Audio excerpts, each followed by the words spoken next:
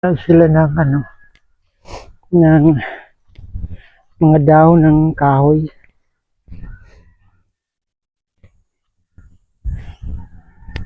Kasi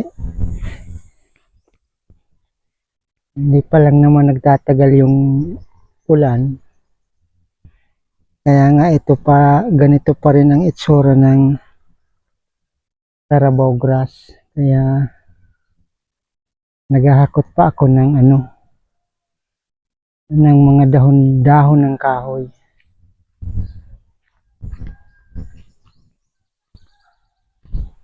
Kaya ito mga idol,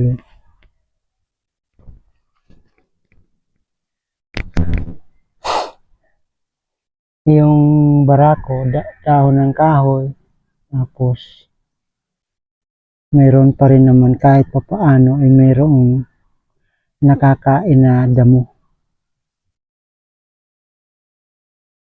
Dalawa yan, yung isa nilagyan ko na rin.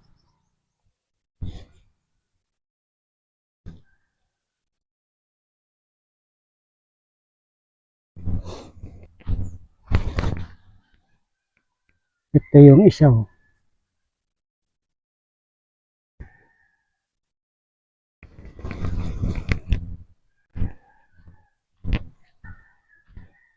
Naubos yung ibinigay kong pagkain mga idol, pero makamamaya bibigyan ko siya ulit.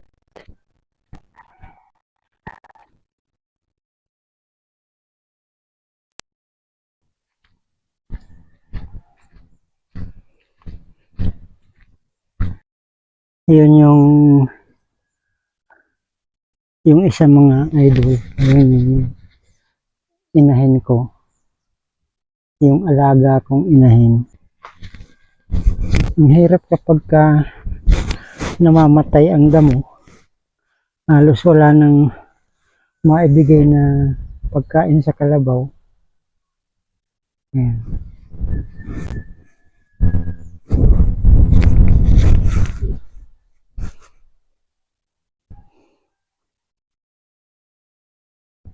Pero mabuti nga ngayon mga idol dahil nagkukulay green na yung damo. Yun. Nakaraan na wala talaga.